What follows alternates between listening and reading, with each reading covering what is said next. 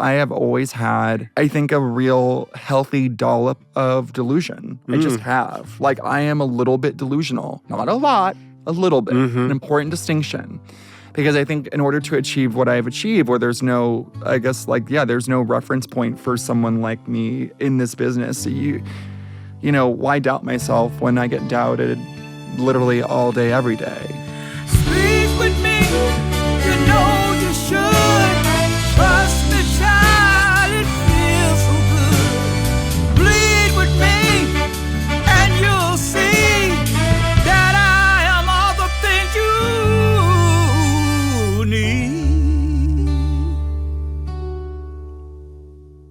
Oh, so you're the only one that gets to look in the camera? No. Oh my God! Host daddy. Exactly. Someone's hosting. Yeah, Okay, slay. yeah. And I don't know why I need this part because I think everything else is so good. We just like fade in this. No, it's chic. Yeah. I like it. It's not chic at all. No, it's chic. Do it. Do the This intro. is a struggle. No, come on. Hello and welcome to the Small Bow Podcast, where we expand the definition of recovery.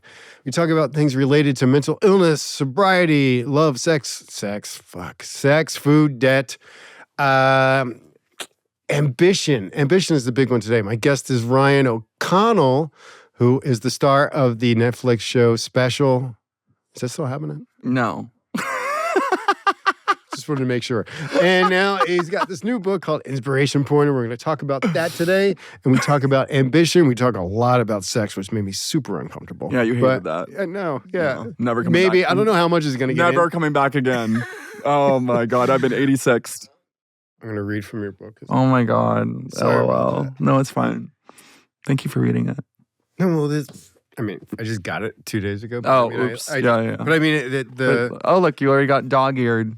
Oh, okay. is that cool? No, I love it. All right. No, please. Because it was weird, like, and this, I didn't expect the P-Town chapter to speak to me so well. Oh, really? Did it? Honey, let's unpack. I didn't expect that to be your journey either. Let's get into it. Let's go to the dick talk, babe. Yes. Let's heal. No, this is breaking news. Yeah. I love that I get your Provincetown exclusive. Well, I mean, first, I think you have to say context for what Provincetown is, because I was surprised. I Well, didn't know places like this existed. wait, had you been to P-Town? No. No, then why was it resonating? Because of this section, this particular paragraph. Okay, Right? okay. You know, this is from your book, Inspiration Porn. Yeah. And then what is it's called? The chapter is called P-Town. Can you explain what P-Town is for? Provincetown Yes. is a gay Mecca. Okay. It's a Norman Cockwell painting, which is what I read about in the book. Mhm. It's on the tippy tip of Cape Cod. And it's gay heaven or gay hell, depending on where you're at, emotionally, physically, or spiritually. No, you seem to do great there. Well, I've had many years of not doing great there. That's what this been a journey. particular section is. Okay. Because I think that a lot of, this book is about a little bit of ambition and then like success and then Yeah. kind of the other side of that. And then also just like the discomfort with it, but also wanting it the whole way. Yes.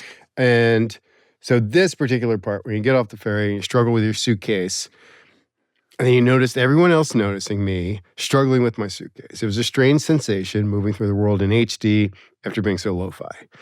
But isn't this what I'd always wanted? Not hordes of fans asking me for pics, but to be noticed and to matter. It felt good, and then it felt bad for feeling good. So, I mean, that's... Yeah. I mean, yeah, it's ambivalence. I still have it. Doing even press for this book is hard. I mean, in a way. I wish it was easier. I don't know. But I mean, that's the part that I was shocked when Special came out and you're in it, right? I know. I'm like, that was random as hell. That Was was supposed it? to happen. That was not supposed to happen. you've never acted before. Never in my Get life. the fuck out. Besides, like, going from the acting school of marginalization, Okay, yeah. Acting straight, acting like not disabled, et cetera, Mm. like Lee Strasberg, take that. But when we pitched the show, I was never supposed to star in it. And it wasn't like I was sitting there in these pitch meetings like, oh, golly gosh, I wish I could just get up the courage to say that I want to be in there. Like, it wasn't like that at Right. all. We sold it, and the budget was really small, and I was basically told by Warner Brothers, the studio, that I was going to have to star in it just because like it was just easier that way for everybody if I did it. And so it's a very relatable story that endears me to millions of aspiring actors in Los Angeles, and I make sure to lead with that. They must love you. They really do, and I make sure to lead with that because I'm all about making friends and connections and stuff like that. So I went from never thinking about wanting to act to starring in this show, and that was also confusing because I think that when I started doing it, I was sort of like, oh, I think I actually have always wanted to be a performer. Okay. I just feel like there was no road for somebody like me. I already felt like I was asking for so much, wanting to be a showrunner, wanting to be a creator. And so I don't know. I just don't think I gave myself, my brain did not have permission to go there at all. And so once I started doing it though, I was like, oh, that's actually makes sense. This is something that I've always kind of wanted. That's pretty incredible. Yeah, but I still don't want to act unless it's in my stuff. I'm pretty staunch about that. I like to have control. And then first day on the set, what was that like? Roll film. And it was a very intense day. I mean, this show was shot in 19 days for $1.4 million. So like it was the entire season. Yeah. So it was really tough, and so first day I got hit by a car in the morning. I took off my clothes by noon, and I was making out by 4 p.m. Okay. So just like really thrown into the deep end. Yeah. Sink or swim. And I will say, like, this might, whatever, like, I thought I was going to be very nervous. But the second the cameras were rolling, I felt actually very calm. I felt very calm. Yeah. And I felt like I kind of was like, okay, this is what was meant to happen. So, and were you surprised by that? Yeah, of course. Because I was worried I was going to go full queer in headlights. Like, I was going to freeze. Production was going to have to shut down. Yeah.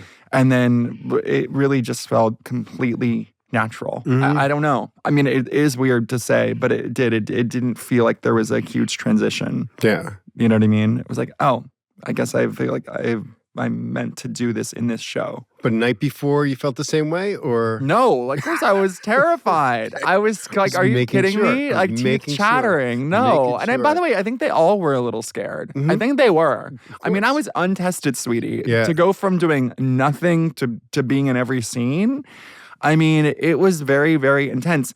I think the thing that really surprised me was not the acting part, which I feel like I got the hang of. I mean, it also helps when you write your own material. Of course. So you know what you can and cannot do, and you just write to your strengths and you avoid your weaknesses. But the physicality, I think, was the hardest part, is the coverage and having to do things over and over and over again. That was really hard on my body in ways I did not expect. So that was, I think, the biggest learning curve was like, oh, like, I'm going to write the sex scene for myself, and it means I'm going to have to, like, get naked 20,000 times from a suit. Like, literally, like, you know what I mean? Yeah. And I was like, honey, like, this is some able-bodied shit. I can't do this. Yeah. And there was also, like, in season 2, like a day where I was dancing all day, like at a crip prom. And it was like, it was so painful physically. Yeah. It was like, I was like, I can't move anymore. I've been dancing for 60 hours. Like, my body ain't built for this. Yeah. I mean, how much of that was, when you were doing that show, when you had to write material for other people, was just like how you thought people perceived you, or was there actually a lot of interactions in that? Oh, like, what do you mean? Like, how much of it was actually true? Yeah, well, I mean, yeah. I mean, just... Yeah, it was very true. Yeah. Yeah, very, very true. I mean, I think, like, I can't think of, short of being fetishized, which I'm still holding up for the right one, I think I've experienced pretty much everything that character went through. Oh, wait, the character topped before I did. Okay. Yeah. Yeah. Yikes, humbling. Yeah. Humbling when your fictional counterpart really surpasses your growth. Now explain to the viewer, what is topped? Oh, it means like you're topping someone. Like you're fucking them. Like a gay guy fucks. So you're on top. Like, yeah, but also like, no, but like it doesn't have to be physical. You can top someone like on the side. Yeah. But it just means your penis is going inside their hole. Got it. And you're not taking it. Yeah. And then bottoming is taking it. I don't know how straight sex works, but I assume that what you're doing is topping. Right. Some version of it. Okay. Is that good, Jesse? That's what you want to... Yeah, okay, thank you. Yeah. Hit that on my notes.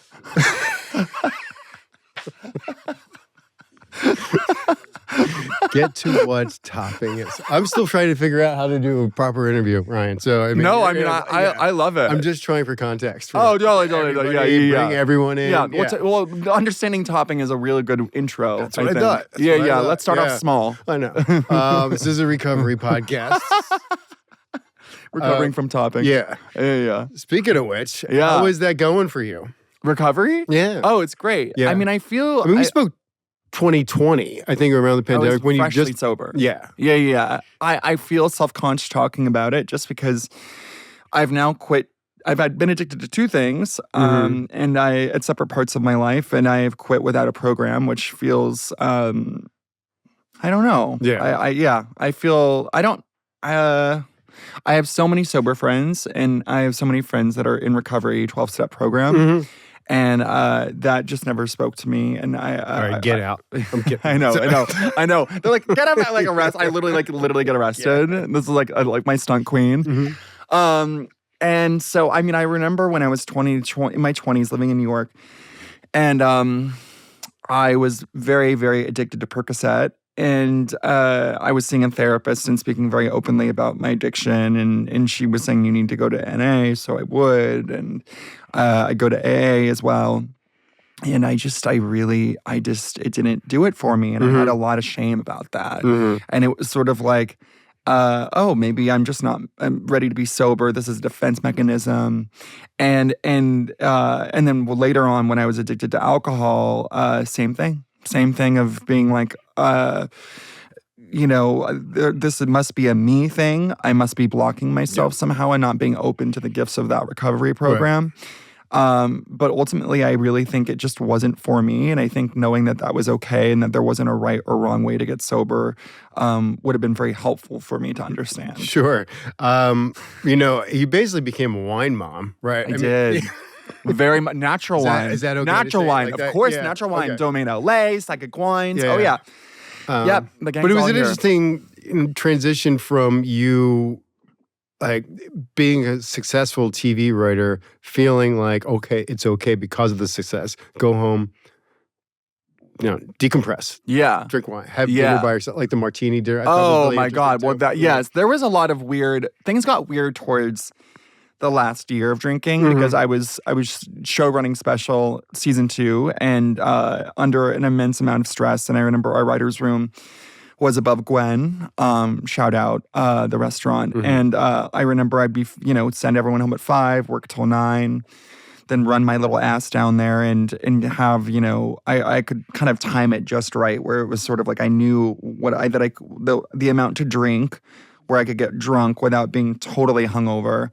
But I think at that point, my baseline had been to always feel mildly like shit. And I was okay with that. I knew how to do that.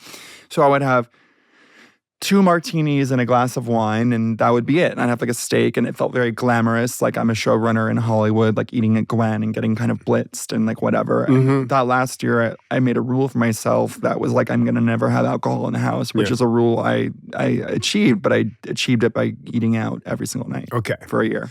And I mean, I love the fact that you call it glamorous. So explain to me exactly what that, when you pictured that level of success, because I mean mostly it's success and you're eating and you feel like you earned this meal, this 2 martini. I mean, I feel like I felt that, but I haven't felt it in a while, so I just wanted to kind of just reconnect to what that feeling was. Well, I was very good at my job. I mean, I'm a type A Virgo from hell, and I'm a workhorse. Always have been. My work ethic is crazy.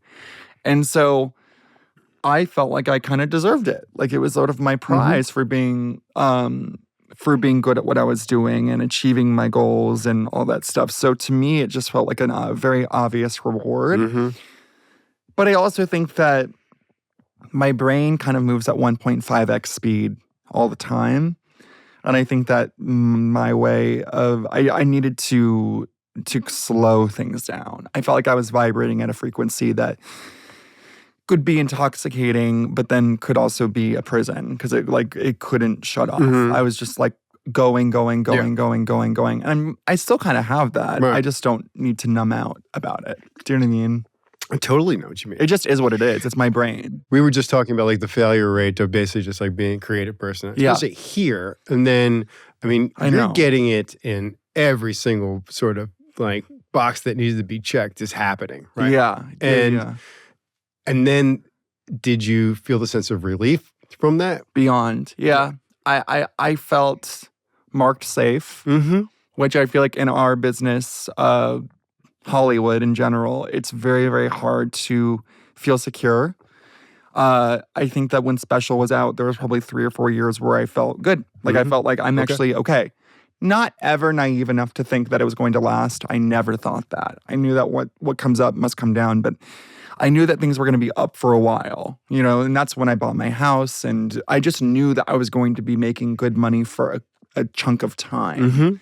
And it did feel really good. It also felt very vindicating because I have always had, I think, a real healthy dollop of delusion. I just have. Like, I am a little bit delusional. Not a lot, a little bit. An important distinction.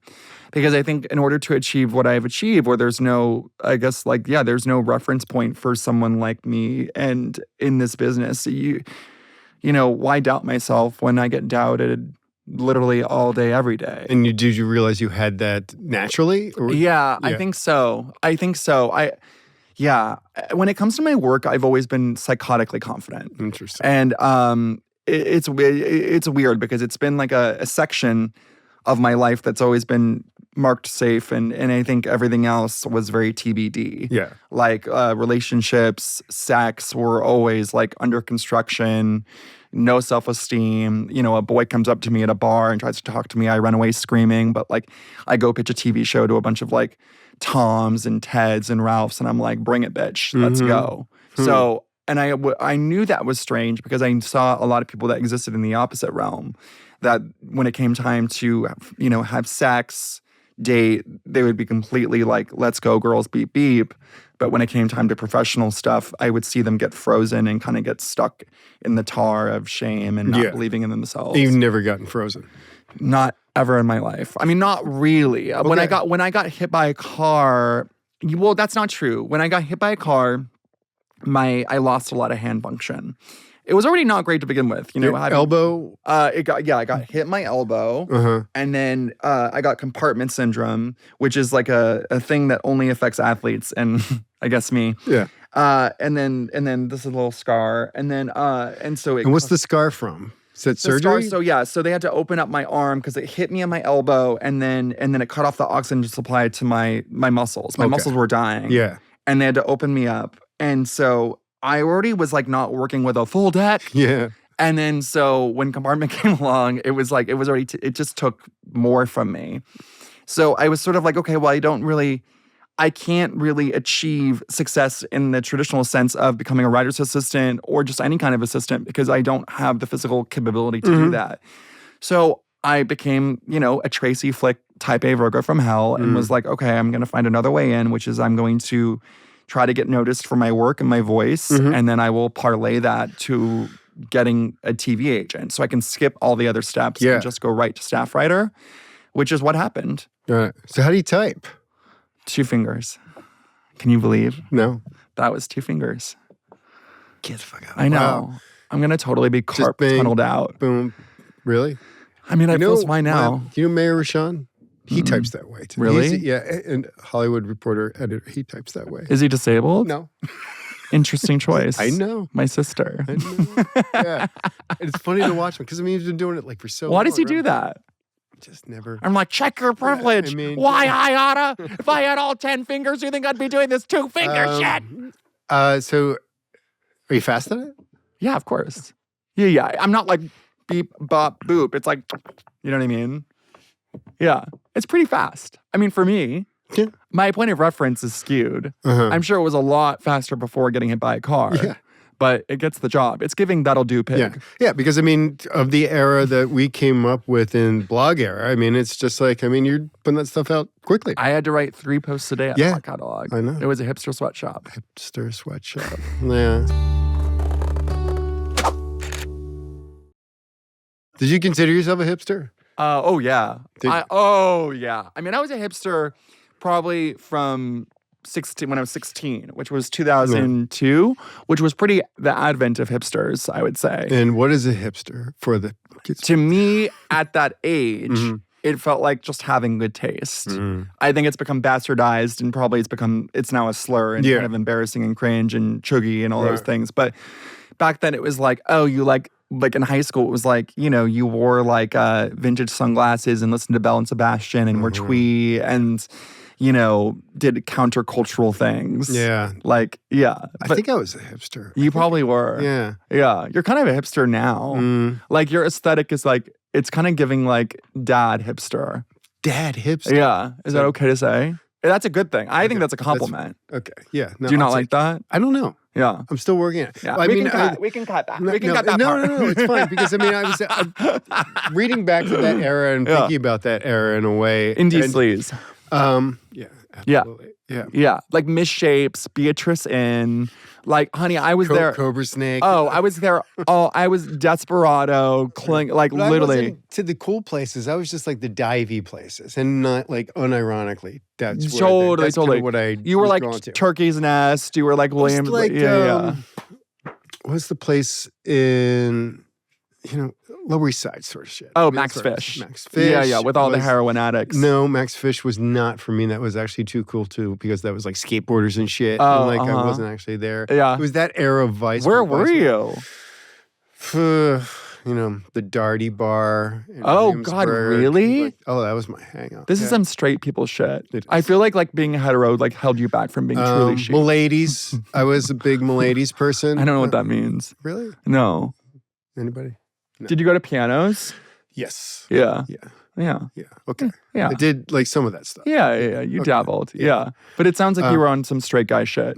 Yeah, I guess. Yeah, probably. The gays and the girls were always a step ahead. I mean, I always kind of stayed in places that I felt comfortable where I could hang out for hours. Yeah, like really like addict-y out. You want to addict out. Hours. Yeah, I mean, and I was just recently thinking about like why that was so comfortable for me.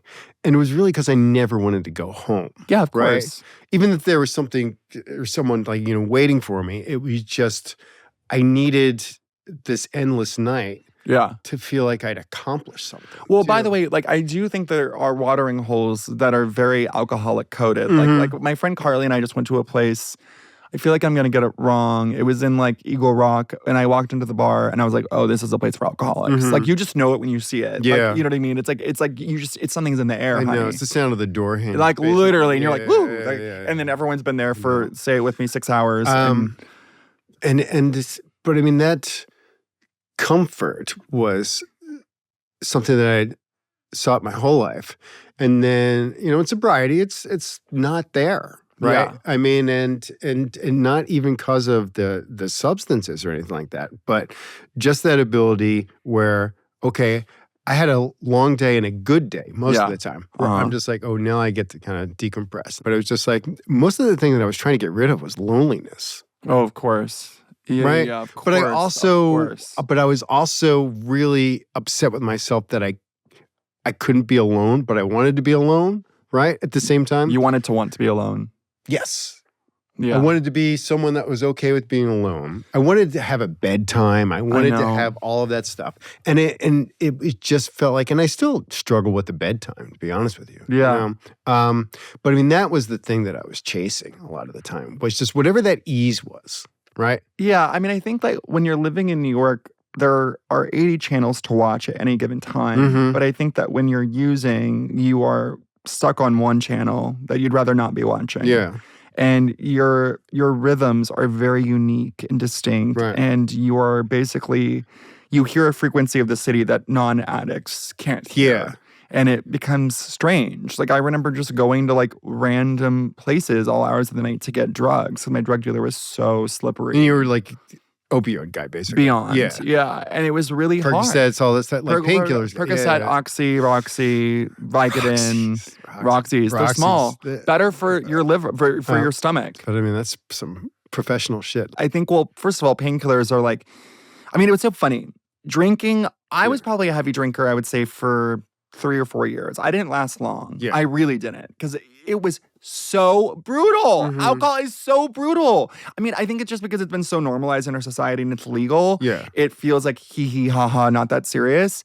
But I was wrecked in a way from alcohol that I wasn't from Percocet. I know. And Like- you don't realize it until you stop, too. Like, Yeah. how hard it is to get up and how much easier it is to get up. And kind of But I function. was more high functioning, like on Percocet, coming off of Percocet, than I was drinking a bottle of wine every night. That was hell. Right. Like, I really was like, wow, I can't believe it. Like, this is really gnarly. Yeah. I also just hated alcohol. I really didn't think I was going to get addicted to it because I just never really liked it. Yeah, I mean, the thing that I tend to miss sometimes is like I don't miss Coke, even though I was a big Coke guy.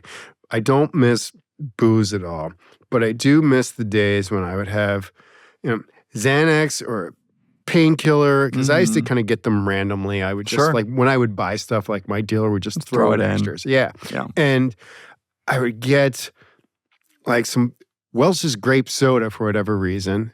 And so, like, Robitussin with a straw, and then just like lay on the bed for however long, watching pay-per-view movies, Totally. whatever that. But I miss that. I miss that sort of warmth that existed there. Yeah, and of that course. feeling where it's just, that feeling of like being kind of sick when you're young and someone's taking care of you. Absolutely. That was really what was providing me some comfort. Yeah, I mean, you're able to stop time. At least that's what you That's think. a good way to Time is describe it. actually Yeah. going on without you. Uh-huh. And then when you press play on your life again, you realize actually like everyone else is on the third act and you're still in the first.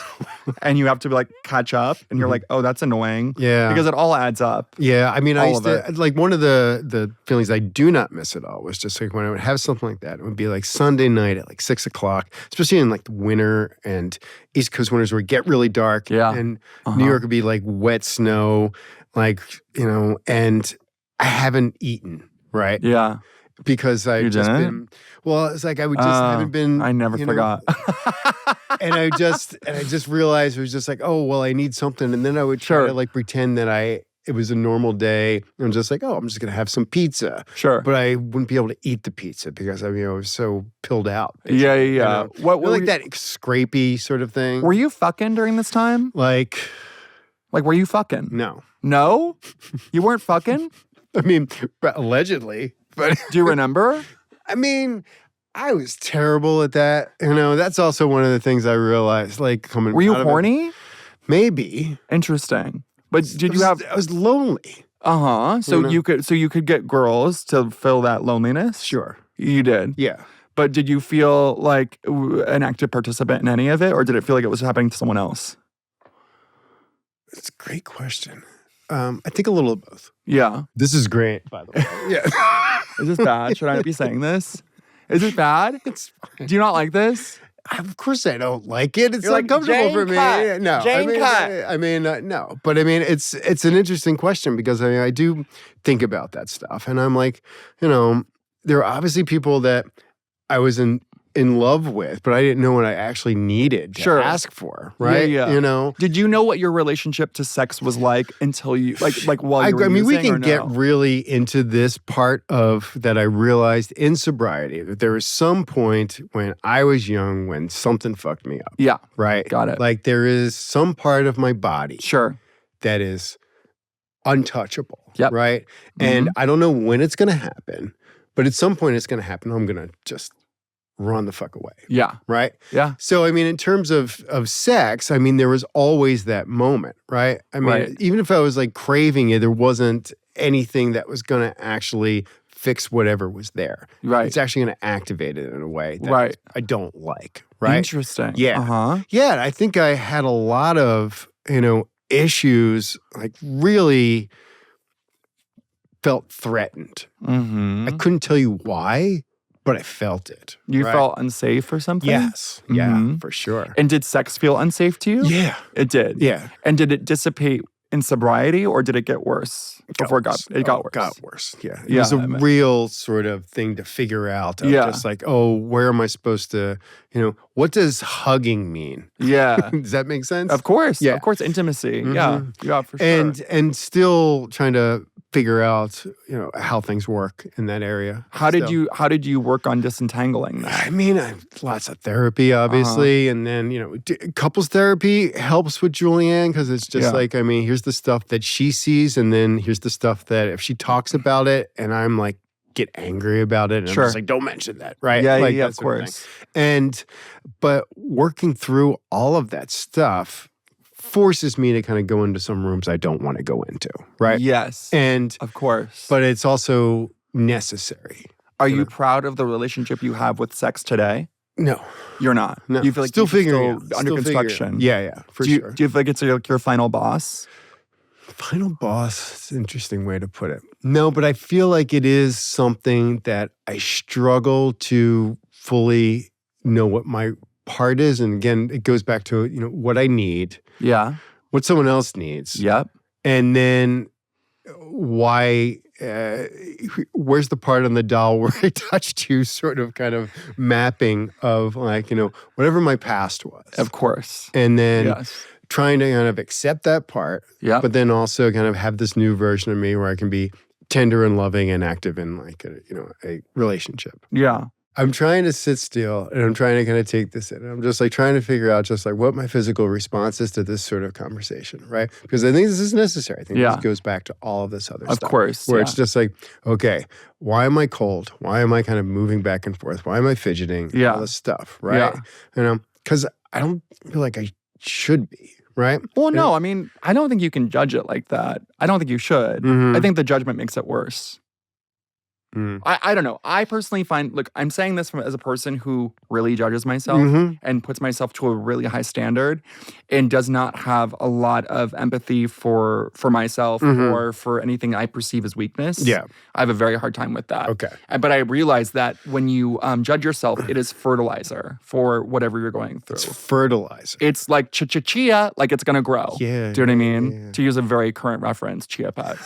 And tell me you're an elder millennial without telling me you're an elder millennial. Do you know what I mean? So like I have to stop myself personally and be like, oh, like that is not helpful. Like me judging myself for what I'm experiencing right and now you is knew not that, helpful. and is that intuitive or would you go to therapy to get taught that? I mean, it's over the years. It's over the years. And I think that, obviously all roads lead back to cerebral palsy beyond belief. It's so boring. It's so, we're here again? Okay, great. Yeah. And I think that growing up, because I was infantilized, because people treated me with kid gloves, because people didn't think that I could amount to anything or accomplish much, I need to be bigger, faster, stronger, and any kind of fallibility is like shake it off like it has fleas.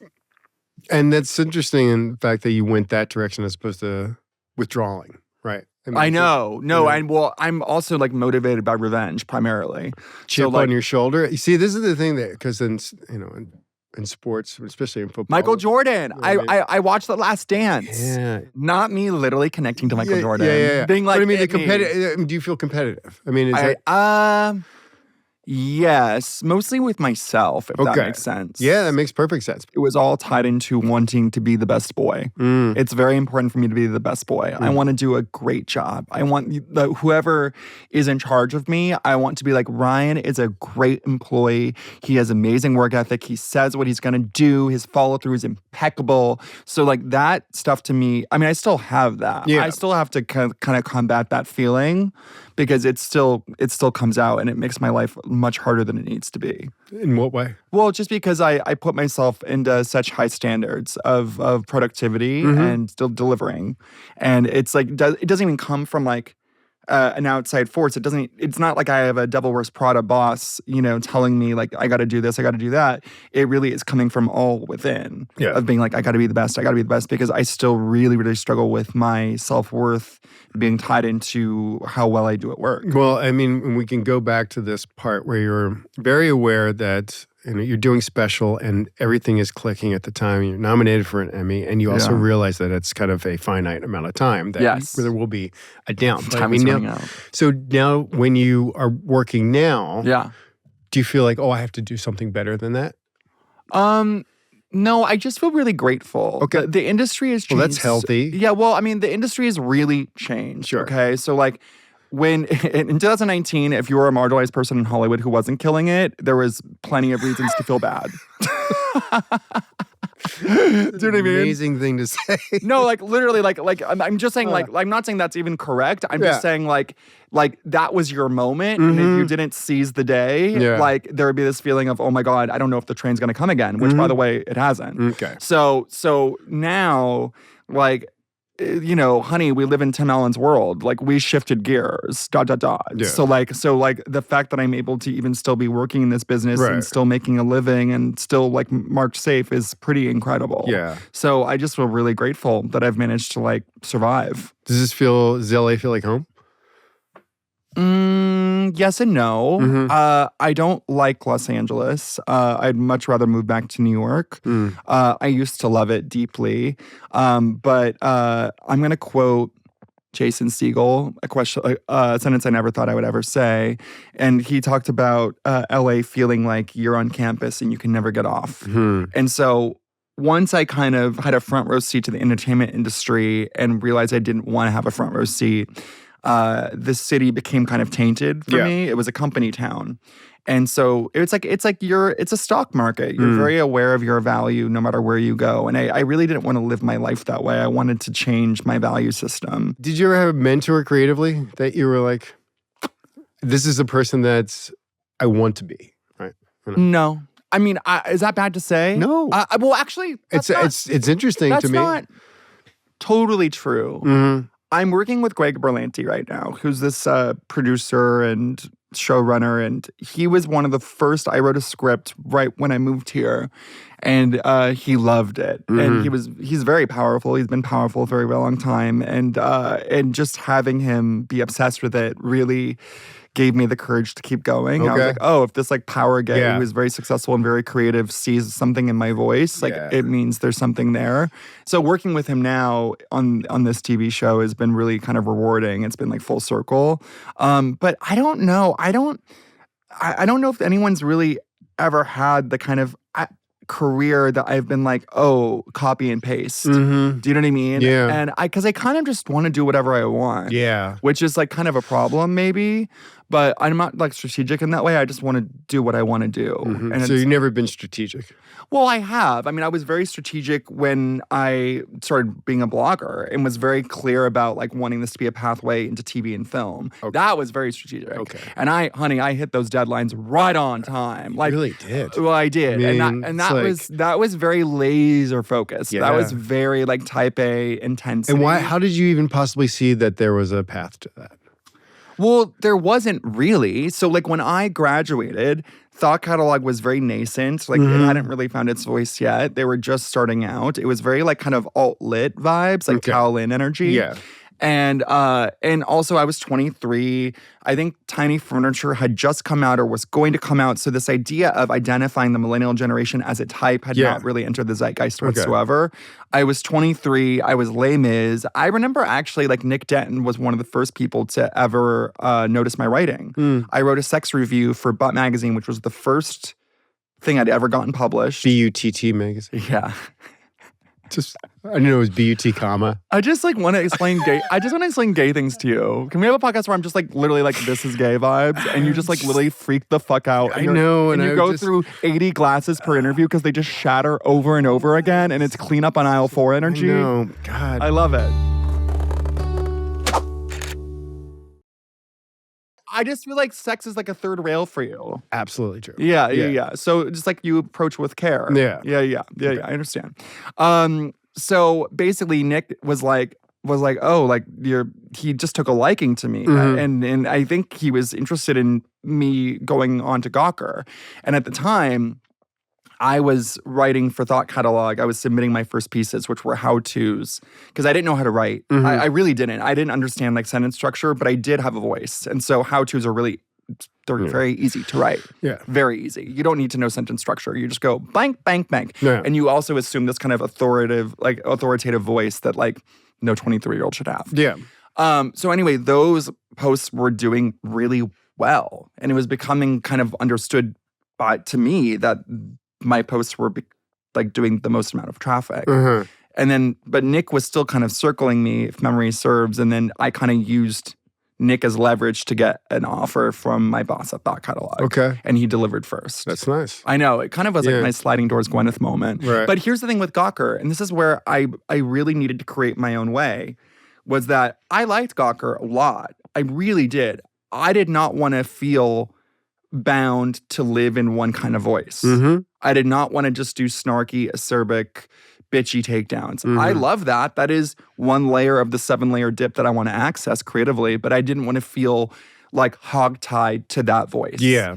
And so with Thought Catalog, what was so great about it was that I could do whatever I wanted. I set the tone. And so that was a really amazing position to be in. I felt very, very lucky to do that. And I did. That's what I did. I defined kind of the editorial voice for better or for worse. Got it. You know, it's funny because I'm like, man, you know, you saying that about like the stereotypical Gawker post, it was just like, God, I'm like, man, that's not fucking true. How dare he?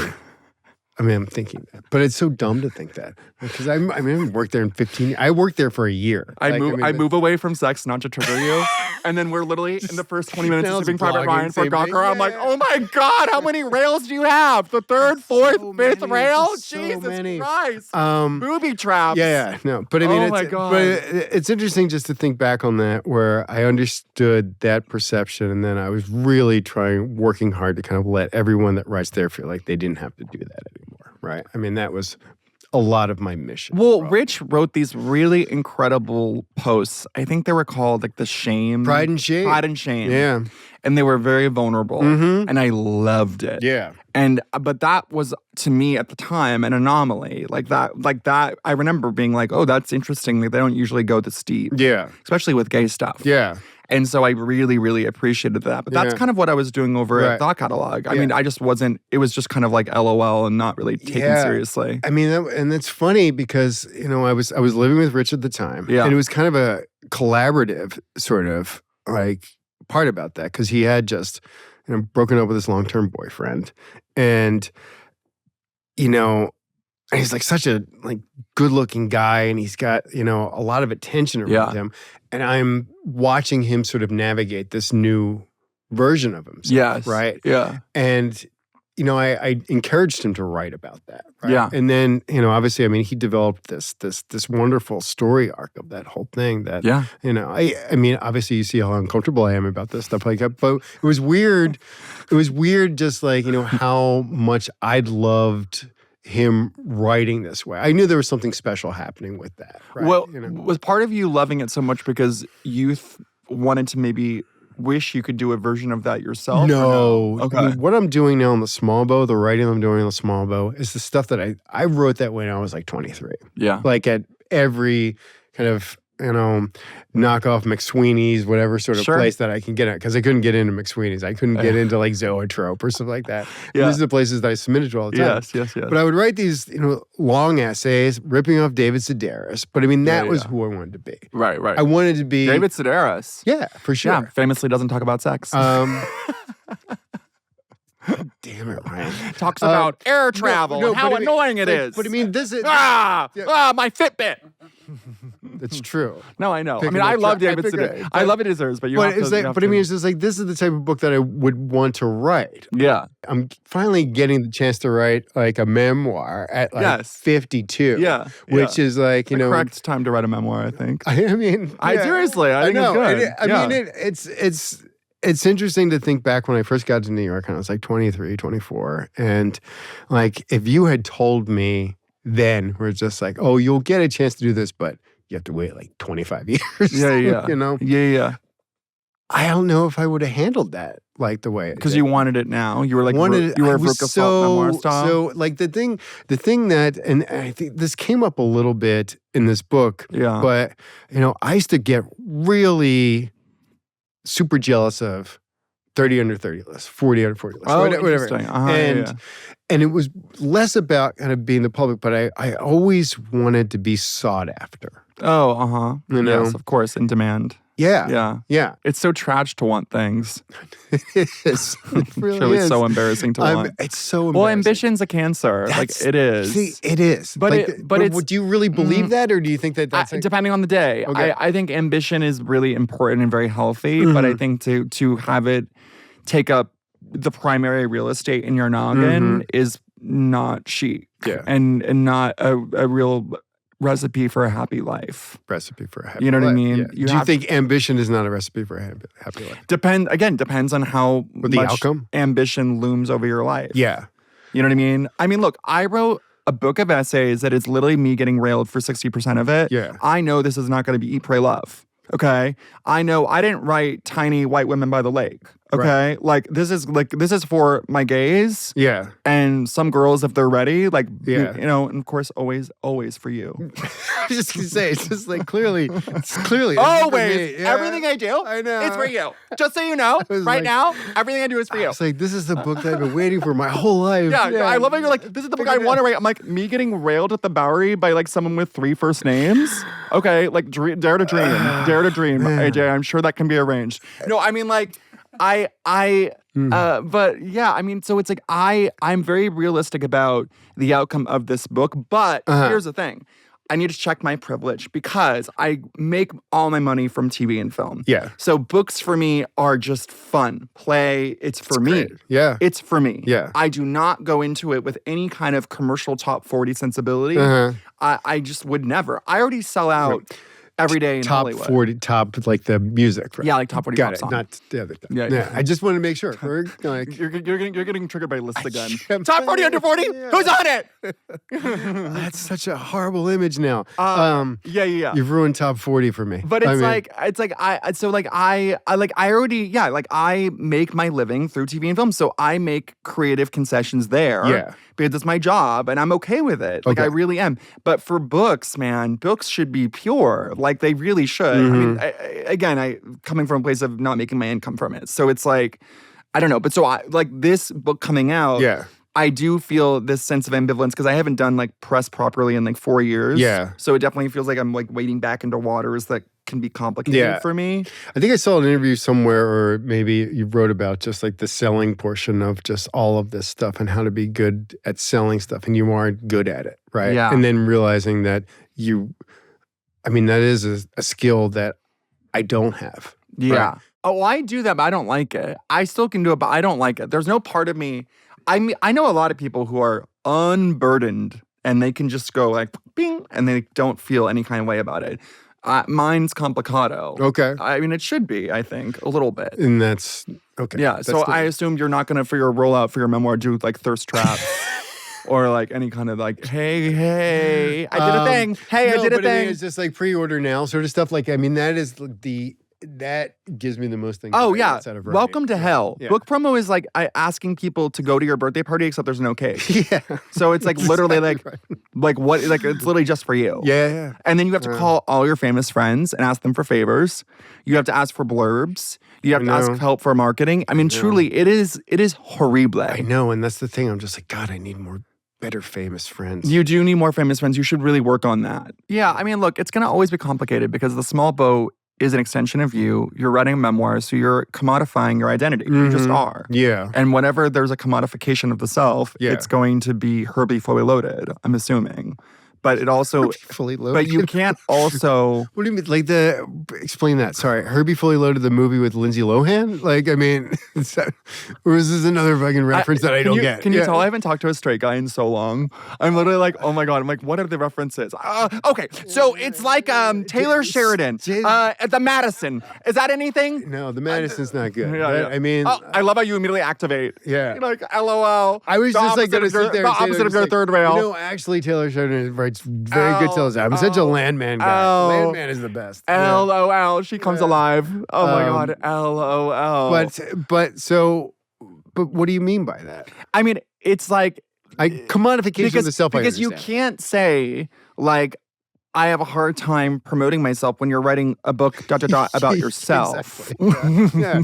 No, but I had the hardest time writing the proposal because I was just like, oh, but this is you good. did it. Kind of. I like. What do you mean? What? I'm What? like a proposal doctor, basically. You know. What are you talking about? I had to have both my agent and then, my editor friend like Mark Lotto basically tell me just like, okay, you have a really good story. Yeah. You should believe that. And then I'm like, no. Yeah. Right. But also you want this. Right. Yeah. Conflict. I know. Doing it out. $1 Million Baby style. Do you get that reference? Yes. Good. It's a Clint Eastwood movie, right? Does that mean I'm going to hit my head on the stool and die if I try too hard for this? Man. No, I just wanted to use a reference I think you could understand. Yeah. Got it. Ryan, thank you for coming here. I really appreciate it. It's nice to see you again. Good to see you too. Sleep with me, you know